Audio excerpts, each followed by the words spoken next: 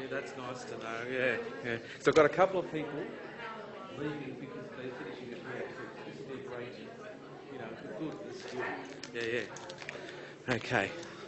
Now, risk. It's all about risk. Ah, yeah. Okay. Let us speak. There you are.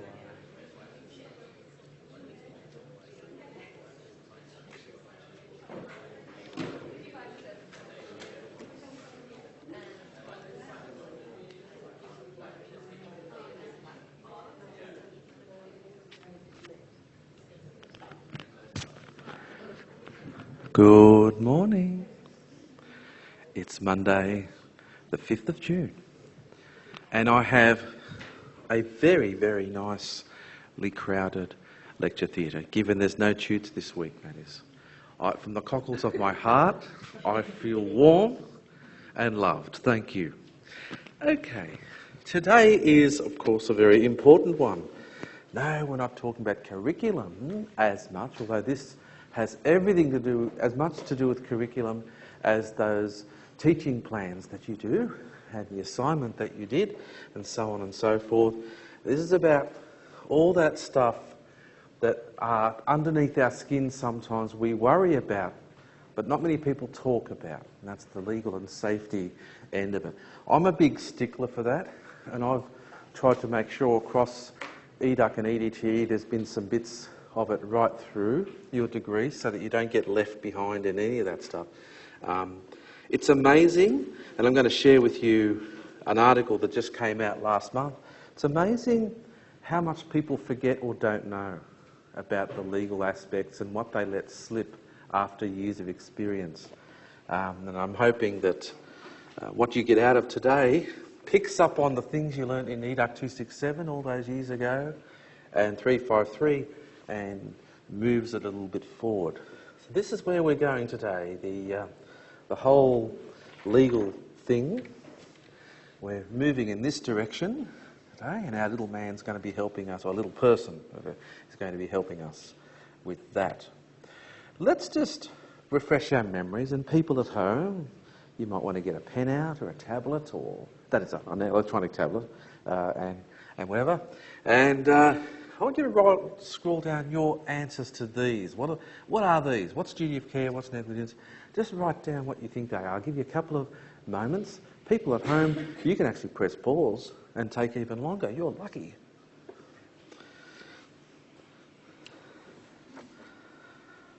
But then you're not here feeling the love that I feel. How are people going? Nearly there?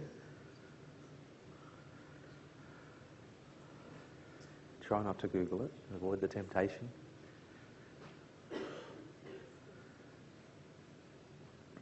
All right, while people are finishing, who'd like to explain what duty of care is, just in a simple couple of words? It's your responsibility as a teacher, looking after the kids, making sure that they're not making any danger. I like the wording of that. I like the your responsibility bit. I think that's very important. Thank you. Yeah, we're going to see if that's spot on. I'm thinking it is. Negligence. Anyone? Directly disregarding your duty of care? Yeah, negligence. Yeah, it's what they call the breach. But it has to be proven. Like, it has to be proven. That's usually what the case is with negligence. Yeah. All right. Foreseeability. Someone down the back.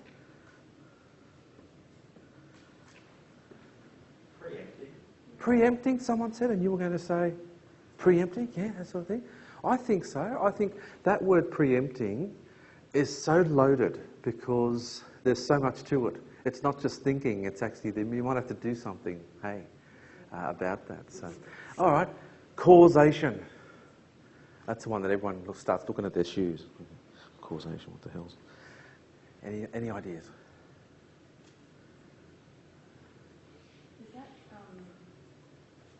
Sorry. That's all right. That combined answer is good. What's that? The cause of a problem. Cause of a problem, okay, you were going to say... Something to do with the causation. Was it because you left the room that happened, or was that Okay. like Those two answers, if I put them into one big ball, we've got... Yeah, exactly. There has to be a link, see. That's important. In loco parentis, crazy parents, right? No. Although we see some of them sometimes. Oh, God, have I seen some? you have the responsibility as of the parent? Yeah, exactly. I think you're right there. And we're going to sort of push that in loco parentis thing a bit further, because I only went so far in 267 in explaining that. There's been a bit more progression of that whole idea. Let's see how you went. Not too bad, eh? Responsibility and obligation, same thing. Breach, negative consequences, absolutely. Foreseeability, we're going to have a look at foreseeability in case studies today. Yep, that link between the two, and acting in the place of a parent, which of course has its limitations, but it's one of those things that they look at. In fact, they look at beyond in loco parentis now, in terms of teacher responsibility. So we're supposed to be super and better than parents. Wow! Oh, we are. So let's take a look at that first. And this is just some ancient stuff from 100 years ago. Lord Esher, the schoolmaster was bound to take such care of his boys as a careful father would take care of his boys. Just a little bit of old wisdom there. Okay, but the idea of that has actually been carried through when there has been negligence proven, and it boils down to, well, okay, what were you supposed to be doing in the place of a parent in this situation? So there are degrees of this, and of course Hopkins 2008 talks about what people get up to, and the rash behaviour and the impulsive behaviour of children. And they're talking about young people here, and the law says that when you're looking at what's foreseeable and the kinds of risks involved in teaching something, that age is an important factor. Right? Now, I've taught primary and secondary, and I've seen Year 9 people do things that primary would look at and go, oh, dude, no, you know. So there are things that happen. Just because they're of a certain age doesn't mean that something won't happen, and don't anticipate, oh, they're responsible, that won't happen. Right? In your case, the analogy would be Year 6. Right? Oh, they'll be right, sort of thing. Well, as we'll see from a case study from fishing, which is a secondary one but can apply to primary, no, you have to sort of be on top of that all the time. And then, okay, so we've got age, and the other thing is the context of the duty of care. So, of course, it goes without saying, you probably already know this, that more potential hazard, the greater the duty of care. Just look at those two examples, right, where you're labelling diagrams and things. The duty of care is just the normal classroom milieu duty of care. It goes up by a factor of 10 when you're on a rocky platform or on a beach or something like that, okay? Of course, primary kids being what they are, very curious, and they'll see things they haven't seen, perhaps, and they'll, you know, go out and get that blue thing on the sand and end up being stung by a blue bottle or whatever the case may be, right? So there has to be a lot of anticipation of what could happen. Let's take a look at Rocky. 4GT was on an excursion to DY, rock platform. Oh, I love rock platforms. And it was a science and geography integrated unit. Don't you love integrated units? Okay. Wow. All right. Wow. I feel like Donald Trump at an abortion rally. Okay, so while the class was drawing diagrams of rock pools, Rocky and Ben run from one pool to another, as kids do, right? And there's a slip. And he's asleep for a couple of seconds and he gets up, right? Under what circumstances might the teachers be found negligent? Have a little bit of a chat amongst yourselves about that. And the second question, what extra care should teachers take? Just a quick natter about that one. People at home, I don't know what to say to you there. If there is no one else at home, perhaps get a stuffed toy and substitute that. Talk to yourself, although I don't recommend you do that all the time. Bring in a loved one. Or a treasured pet.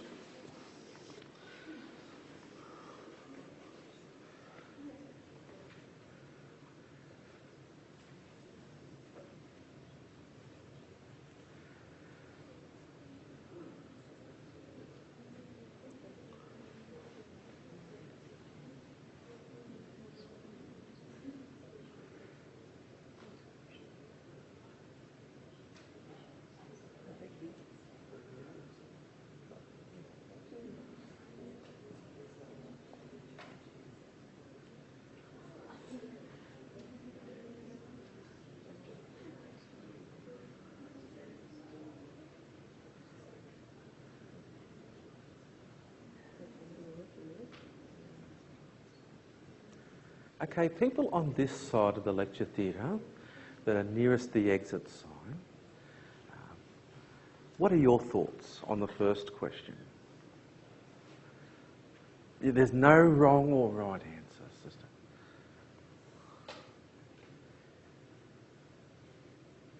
Look into a potentially hazardous place. So what do we do about that? Bring more teachers to watch them. Okay, so that's a good bit of advice, I think. Teachers. What have you got on hand, especially in primary, if you haven't got teachers on hand? Because that's the hardest. Parents, okay. What do we have to do with parents to cue them up sometimes?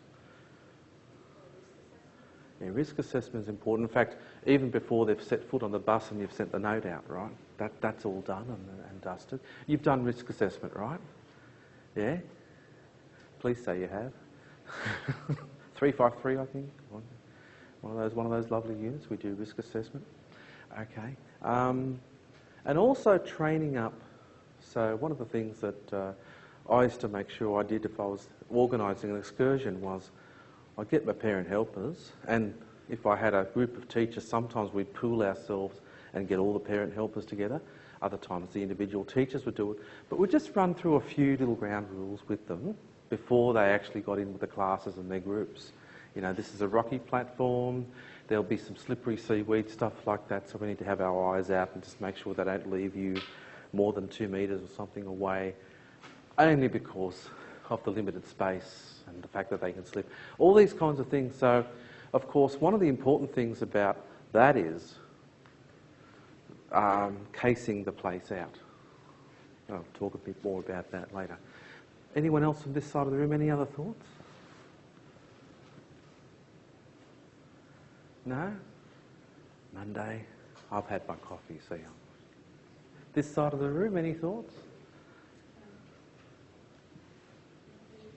You said that they could be found negligent if they ducked off to the toilet, and left the kids unsupervised on the rock platform while the kids were running around and they weren't actually there to attend to it, or if they didn't have the correct student-teacher ratio when they headed out onto the platform. They could be found negligent under those circumstances. Great. Yeah. Does anyone know what an acceptable student-teacher ratio would be? 1 to 8? Any advances on 1 to 8? 1 to 15? Any other advances on that? The real answer is it's quite variable depending on the context, right?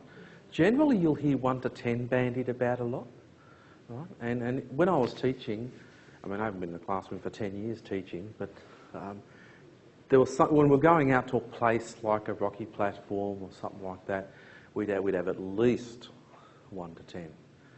Sometimes 1 to 8, 1 to 5, depending on how many we could get, because of the risk factor and the fact that the few children are with an adult, the easier it is to supervise. If it's anywhere near water.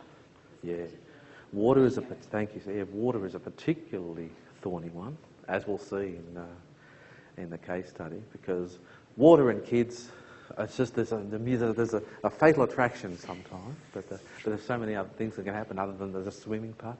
So, under what circumstances might the teachers be found? All those things you mentioned, like going out for a Tosca, or a toilet, whatever, right? Without the adequate supervision being there. People have urges and all that sort of stuff, that's fine. It's what you do about it to put in place supervision. It's important. And it actually has happened that people have, it's embarrassing for the profession, people have gone out for a smoke on the other side of the bus and left inadequate supervision. I don't know of any legal cases that have come from that, but I've seen it happen. I've seen a teacher go out, and yeah, there's adequate supervision, but you think, oh, geez, if something goes wrong, where are we? So there's things like that can happen. And the school could be found negligent if the reason for the teacher not being there was less important or not important, frivolous, that kind of thing.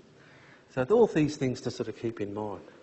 Going to the toilet, I mean, if you have to go, you have to go. I mean, there's an unwritten rule in society that if you have to go, you have to go. Right? So when teachers, when the care you take and the foreseeability you account for is what's important here. Thank you for your contribution. That's nice. Woo! She is not happy. That's an angry parent. For those who haven't seen it, okay, an angry parent, very angry parent. Usually you'll get a look like that if there's been an injury or some grievous bullying going on. Okay, and she looks like she wants to sue. Or is that her name? I'm not sure. Let's see. Okay. Who gets sued? Normally it's the school system, like the Department of Education, or more formally the minister. In Catholic schools, it'll be the Catholic Education Office, or more formally, the Bishop or Archbishop. And in independent schools, it'll be the governing body. Now, there are as many names for the governing bodies as there are independent schools. And then there's, of course, Lutheran schools, Adventist schools, Anglican schools that all have different governance structures. That's such an exciting area to research. So it's usually the system, as you can see here, but civil suits can happen. Very rare in Australia. In fact, very rare all over the place, really. Of course, because there's no money there. But it can happen, as happened in 1977, where someone was personally sued by parents. They took out a civil suit. I think I've given the references to that one too. So yeah, that's usually what happens. And I'll talk about this in a moment. Just one thing I wanted to say. The school or the system gets the formal legal issue. But at your level, there's some other things that go on. And there'll be perhaps disciplinary actions taken or something put on the record, depending on what happened and what the result of what happened was. So those things happen to teachers, but the big legal things happen to systems. So clearly, we are in a different world. And Slay says, although we sometimes complain about it, we've taken on huger roles as teachers. If you think about the role of a teacher, if you ask someone who was a teacher, say back in the 80s, and you compare what a person in the 80s was responsible for to what they're responsible now, I could say with almost casino betting probability, no better, that they'd say, oh no, it's more complicated now. We're expected to do so much more now. There's a lot more in the areas of moral education, for example, that we look after than parents do in schools. There's a lot more in student welfare that we keep an eye on than used to be the case way back then. And all this, of course, has an impacting effect because all of a sudden there are a few more risks. And for halfway through the paragraph, he says, sadly, instead of inspiring society to resume its correct role in bringing up children, teachers soon become permanent custodians of these tasks.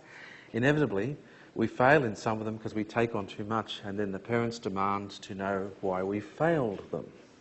Now, I'm not trying to be like Teachers Guild unionish about it, and that's not where Slay is coming from either. It's basically a simple statement of fact in the evolution of the teacher professional role over the last 20 to 30 years. And it's a fact that teachers are expected to be like demigods in terms of the standards of care and behaviour and all the rest of it. Where does this leave us? I've distilled 7 implications. There's a great book by Churchill and 10,000 other authors called Teaching, Making a Difference, which if you have a spare $80 or $90 worth getting, because it covers every aspect of teaching more than any one unit could do. It's quite a good book. They're up to the 3rd edition now. And it's my go-to often when I'm looking for things that encapsulate ideas. This is one of them. I just took the best 7 that apply to primary here. Be where you're supposed to be, don't leave students unsupervised. That should be like an axiom etched into your soul. Think ahead to anticipate potential risks. Evaluate the likelihood, which might mean a visit. Decide whether the educational value justifies the risk. So if it's a high risk, you're taking them to cliffs and they're going to be abseiling. Look, that's an extreme example, please. And then you think, okay, what are they going to get from this in terms of outcomes and learning experiences? Well, maybe I won't do the abseiling bit. These sorts of things are worth considering. May mean that you don't do or don't go to a certain place, or it might mean you do something but you limit the action, whatever. Take the risk management actions ahead, even before you write the permission note. And also the school will have its own protocols, its own pro formas and all those sorts of things. Risk assessment forms. Don't you love those? And importantly, those written permission forms that go home don't completely abrogate the responsibility of duty of care that you have, right? All they really are is a permission that you can take them off-site to this thing, whatever. Right? If something happens, doesn't mean you're not at fault because they gave permission for to go to the excursion. It's not that at all. Usually what the permission note will say is that adequate duty of care will be given, all that sort of thing. You'll see an example where it's overblown and underdone, but this is the sort of thing. Before I go here, I actually want to share with you this article, this case study, and it comes out of this is a magazine that comes, if you're interested in leadership in education, the Australian Council of Educational Leadership puts this out once every 3 months. It's one of the few associations that actually gives you value for money in terms of what you get back. This is a journal that comes out and it talks about leadership and management stuff, but it also talks, there's a legal bit. Just about every issue there's a legal, teaching the law one. So I'm sharing this. Keith Tronk, who I refer to a lot, and he's been a legal counsel to departments of education across the country. So he's subject to a lot of these cases and writes about them. So this is just to put you in the mood. You can close your eyes if you want. I'm just going to be talking you through. So the example, you want to relax, take it easy, get a vibe going. Okay, the light's low. I mean, hey, why not? Okay, so this is called 15 Strikes You're Out, this particular article by Keith Tronk. And what happened was, it's a secondary example. I wish there was a primary one here to show you, but this really excited me when I saw it because I realised that I can actually relate some of this to you in this lecture. There was a camp organised by the school, and the camp involved lots of water activities. There might have been some canoeing. There was definitely fishing because something happened as a result of the fishing activity. Right, and the incident of particular legal concern was that some boys were fishing. The line got caught in a snag under the water, as often happens, right? And because there was no instruction on what to do about that, another boy came in and helped pull the line, and those lines are plastic and flexible, but when they snap or when they come off, they've got some energy there. Potential energy becomes kinetic energy. That's a science one. Bang! The tackle hit the boy square in the eye. Kablamo! Very bad injury. Blood, stuff, probably. Yeah. Okay, what went wrong? Well, this is what Keith Tronk, when he reviewed the case, said. And there were 15 elements of not good that happened in this case. Strike one, he said, this was not a planned learning experience, as excursions are supposed to be. It ended up being little more than a prolonged feet-up campfire chat, with not much supervision given to the activities. leaving the students to do their own things in their own way, out of sight and out of mind. I grew up in the 70s. We used to have sport on a Thursday afternoon, and that was, believe it or not, us kids, year 7, year 8, year 9, year 6, year 5, out in the field playing the game or the sport, and teachers in the car smoking. I was looking up at the teacher's car once, and he couldn't see the teachers for the smoke. And thought did occur to me, if something happens to me out here, no, nothing will happen. Bang! Okay, strike 2. There had been no advanced reconnaissance of the excursion site. None of the teachers had gone out to the campsite and specced out the joint, right, to see what the potential dangers are. So before they went to the excursion, they could do lessons or some input on what to avoid, what to do, appropriate behaviour, and so on and so forth, especially around the fishing activities, as we find out. The purported parental consent form, he says purported, he's got a sense of humour, was legally inadequate. It did not provide all the significant details of the planned activities. Is that surprising anyone? Now that's why you see in these forms that usually the activities are actually outlined. This is what's going to happen on this particular thing. Strike 4, the student really stuck its legal neck out in another clause of the so-called consent form. Parents were assured by the school that all due care would be taken by the supervising teachers, quotation, to ensure the highest standards of care, risk prevention and student safety. Folks, the teachers hadn't even gone out to check the site. Already that's null and void. All right? Okay. I won't talk. Strike 5 is a bit irrelevant. But strike 6, the teachers did not accompany the students on their fishing locations, but stayed at the campsite, offering no direct supervision whatsoever. The thought was, well, they're secondary students, they'll be responsible. They won't do anything stupid, right? Strike 7, one might have expected some instruction in what to do, and certainly a full briefing on safety expectations. On the contrary, the teacher's attitude seemed to be that the students would know all about fishing. No, not everyone knows about fishing. I was lucky. I had cousins and uncles that used to take me fishing, and I knew how to fish, but my best mate never did. We went fishing once out in a lake, and I had to spend half the time telling him what to do. He got himself cut with a hook. He was incompetent. He's a lawyer now. Okay, so strike 8.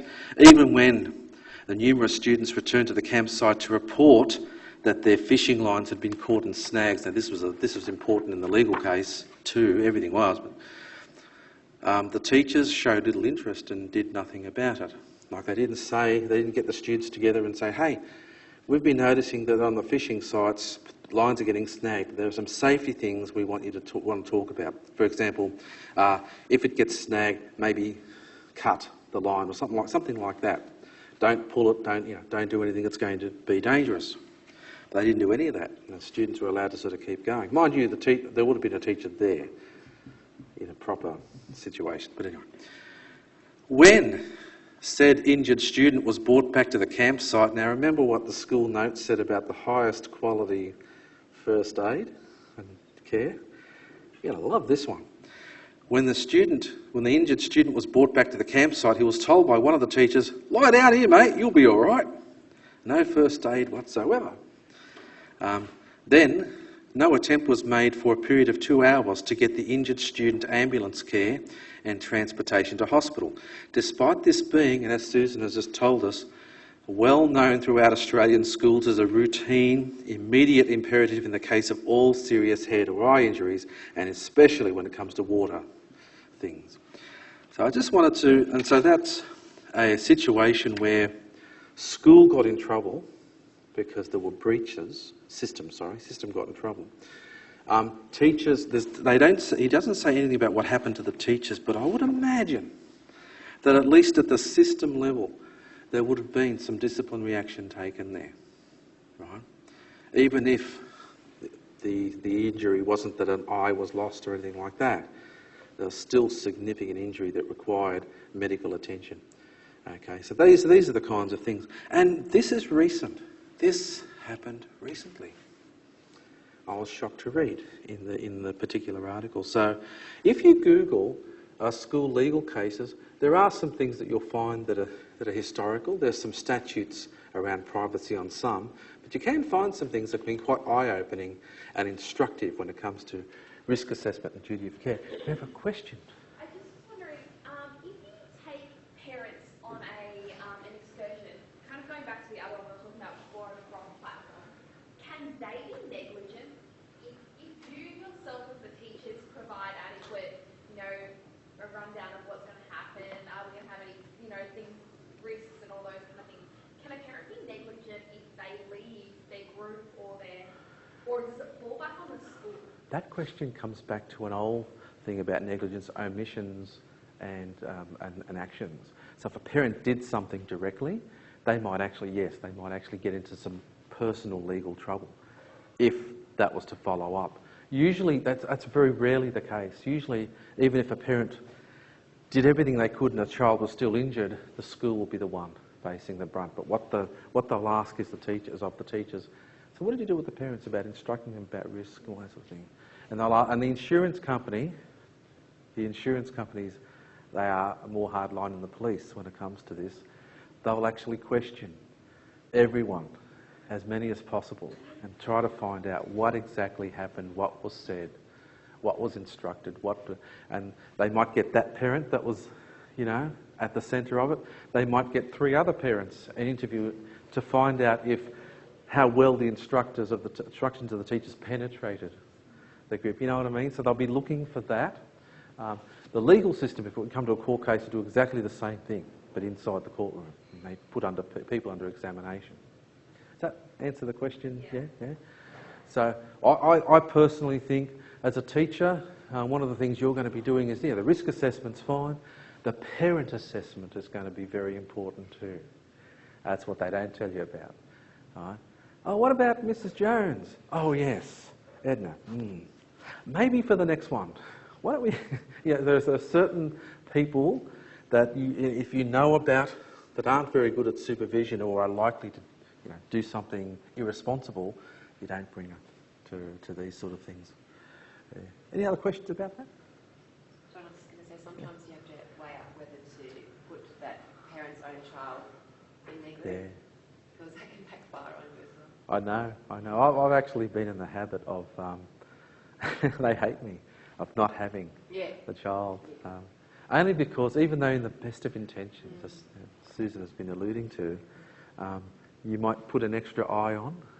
But even if you don't, even if I don't as a parent, there's always that look, of extra care, even if there wasn't given. So I was in that,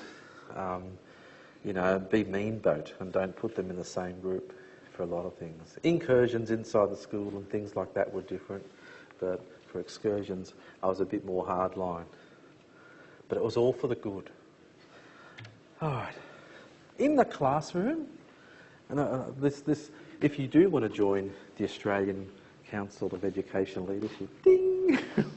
they are a good society to belong to, especially if you're maybe teaching a few years down the track and you want to look at leadership. This is a great way. But join an association, whether it's science teachers or maths or English, Peter. Join something. It's actually ongoing professional development. Okay, safety in the classroom, general.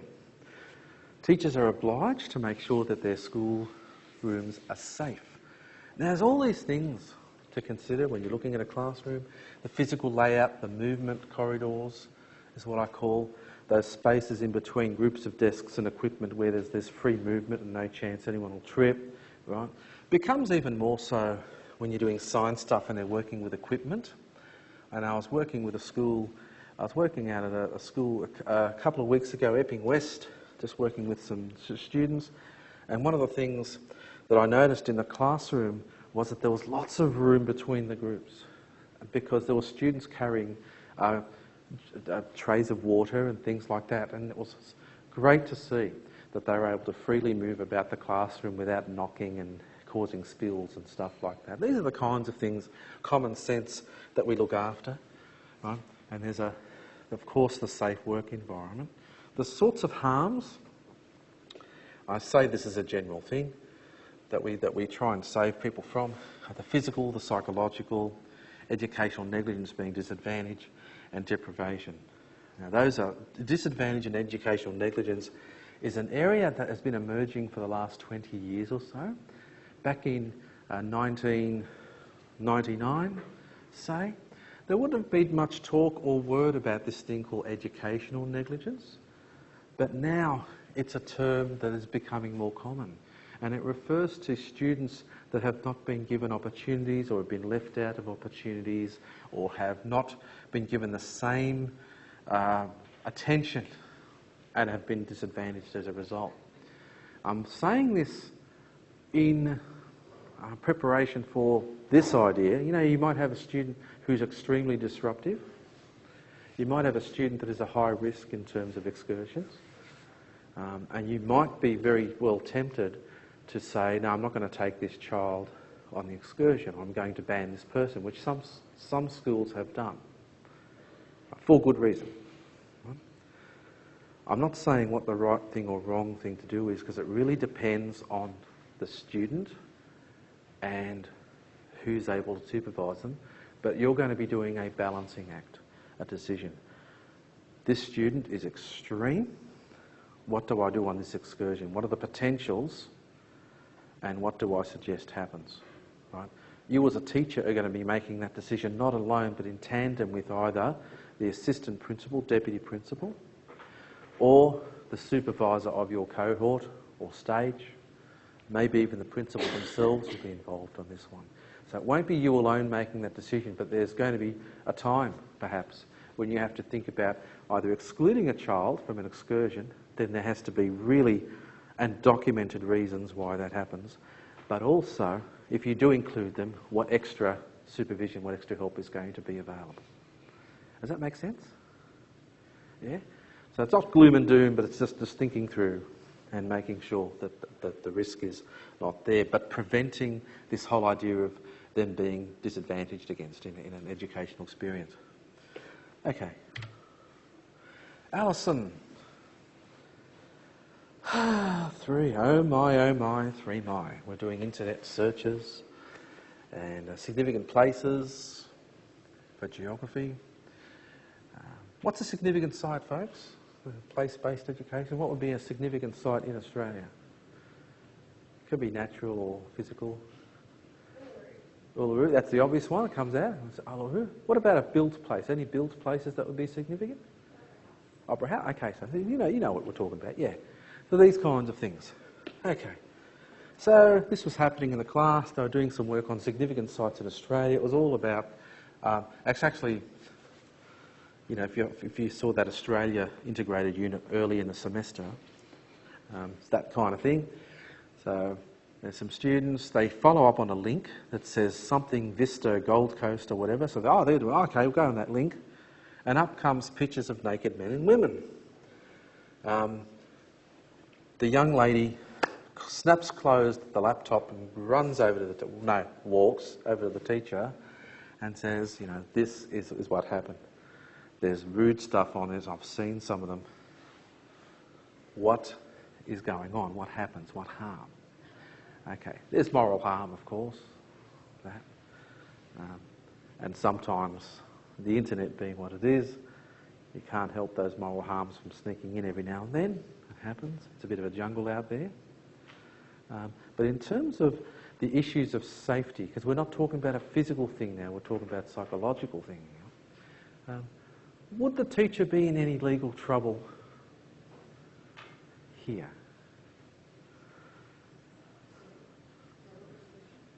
Would the teacher be in any legal trouble given that a child had accidentally, unintentionally clicked and got porn? Yeah. Wouldn't the fall on the school and their Internet security, yeah. Usually they have a bit of like a... There's usually some kind of barrier. Yeah. That's all school, yeah. All the school system intranet, yeah. Yeah, absolutely. So if that's okay, then that's tick. That's good. Yeah? It also depends, as a teacher, if you're just going to let them roam freely, or whether you give them, I know with my year 3 class, I gave them Certain sites, yeah. to go to, and they were history and geography That's great if you can do that. Yeah, if you can give them a bunch of sites or even have a place on the internet where they can just click on the links, that's fine. If your teaching philosophy is the explorative side of it, there's nothing wrong with that, but know that this could happen. Okay? And in this teacher's case, she foresaw the potentiality of this. She had students on websites, but also then said, okay, if you can find something else and it's a good site, we'll put it up on the whiteboard so other people can access it too, right? And it was that whole discovery element, which is actually quite good because you're getting the students to be discerning and critical and all that sort of thing. Fine. But then this crops up, right? Now, in this case, the reason why the teacher didn't get into trouble was simply because the teacher said, if you see casinos coming up, rude pictures, all this sort of stuff, heads rolling off, whatever not in that graphic. If you see something like this, you must close the laptop, walk down to me and tell me what you saw and report it straight away. Now, the teacher had foreseen, right? There was a student who did exactly what the teacher had instructed her to do when something happened, right? And minimal harm was done as a result of all that. Those things are what save you, the foreseeability and what you do about the potential things that could go on. Right? That will actually save your bacon. Although it seems, unfortunate that a student would have seen some things, right? The upside of that is that there was action taken straight away and the student wasn't further damaged by being able to free look through. And because the whole class knew that procedure, the whole class was able to say, what happens if you see a bad site? The whole class was able to say, yeah, you shut the computer and you bring it to the teacher. That's the kind of sensible thing. When you are looking at something like it where the students are roaming freely, you need to be able to anticipate that. And if something like that happens, the onus is on you to report it to the people who look after the website protection. And here's another site that should be blackballed and taken off. Those are the kinds of things that you do. Unfortunate stuff that happens, right? But that you actually are protected if you've foreseen and done the right things. Just some general things about SciTech that I've kind of touched on here and there in the lecture. Yeah, but be familiar, right? When you're dealing with messy substances, things to do with liquids, eye protection is almost a thing now. We say, yeah, it must have eye protection. I didn't have any of that when I was teaching, and I was mixing copper sulphate and we were making crystals and the kids were touching the copper sulphate. That's banned in schools now. Not that it's deadly, but because it can cause some irritations of the skin for some people, right? So, that's that sort of thing. One of the things I was going to do today was actually bring in a jar with copper sulphate already mixed, put a nail in and show you this thing. And demonstrate how, I'll say is what I was going to say. You can do those risky things, but you can actually be the demonstrator rather than the students doing it. So they still get the educational experience that you think is great, but you're doing it, and so they see it. So one of the things is you put a nail in copper sulphate, you leave it in there for about 30 seconds, you take it out and the nail has this orange covering on it. And that's actually copper that's come out of the copper sulphate. It's a displacement reaction, right? Wonderful science. And the kids see it. And one of the things you can do is then leave the nail in there for a couple of weeks. Nail disappears. The solution goes from blue to green, so it's become ferric sulphate, and there's copper on the bottom. You've just extracted copper. Oh, science is so cool. Okay, all these other things, right? Doing those kinds of things, anything messy, yeah, antiseptic, soap, very, very important. I'm telling you to suck eggs here in many ways. You'd already do this anyway. Right. Plants and animals, absolutely. Plants and seeds. This comes from Schmidt from America.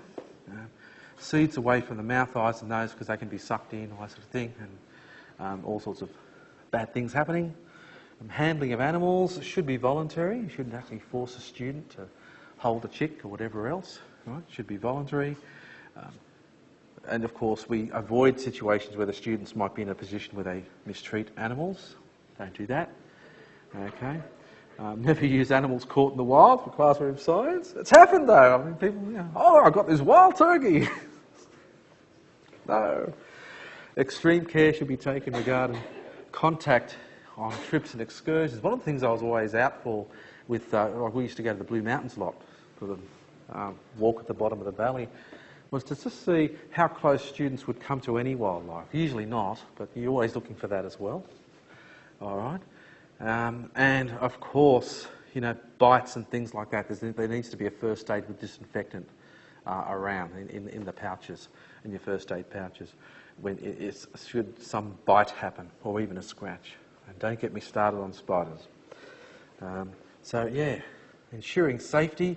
These are very important things as well, right? And I talk about good science practice, like getting the students to repeat after you. Good scientists, wash our hands, observe unintrusively, you know, all those kinds of things. Now, if we have those sort of things automatic with the students, it becomes habit, and that's a good thing. And there's an example of a safety contract. You can have a look at that, your own. I want to have a minute on the exam because we've got a couple of minutes left, and I don't want to leave here without, you know, you've got the exam coming. Aren't you excited? I'm tickled pink. I've seen the exam. We've got to keep you entertained for 2 hours, and we will keep you entertained. Believe you me, it's a clanger. Beautiful exam. Okay, so there are 3 sections. Section A is all about history, geography, citizenship.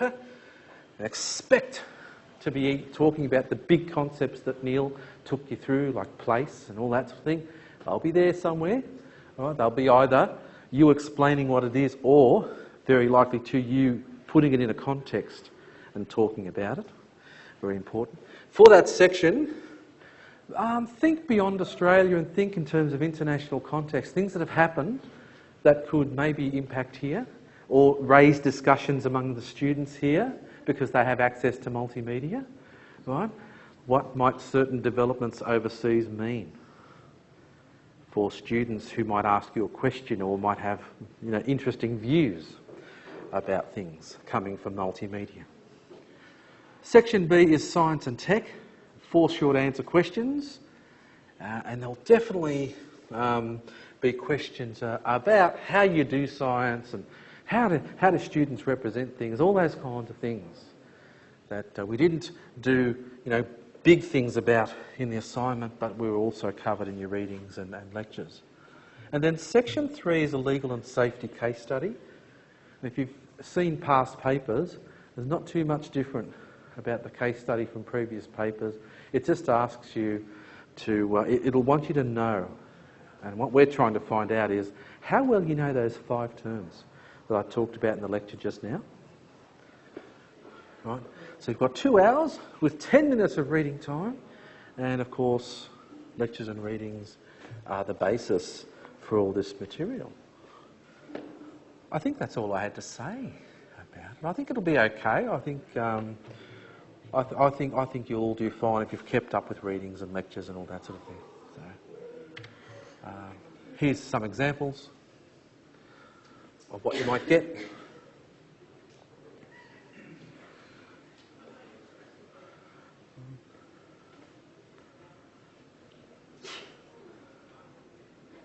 And so they'll be on the website by lunchtime today, hopefully.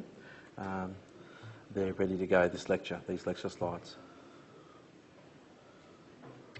And finally, I just wanted to say thank you on behalf of Noel, who stepped in to convene the unit for me, and Neil, who also did a massive amount of work in helping this unit run, and myself personally. Thank you for being involved, for the great work you did on the assignments. I got to see a few. It was great. Some great work. And best of luck in the future. I will see you, maybe the next time will be next April at graduation, but hope to see you around. Have a nice day. Enjoy your classes.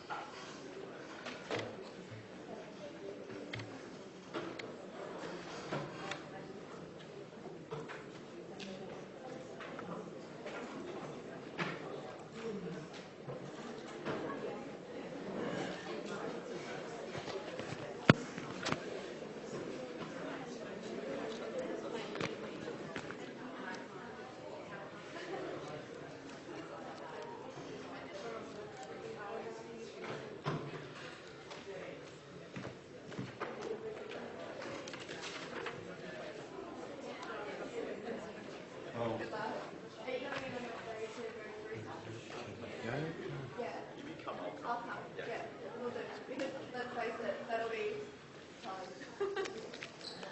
How are you? Good, thanks. Quick question. I emailed Noel because I just wanted to go through my my assignment with him. I got a credit, like I was happy. But yeah.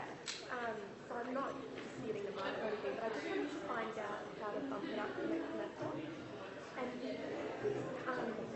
And to find out why I was pulled down to a satisfactory level in some places instead of the next one and discuss like where to improve. Because I was pretty happy with my assignment. Like I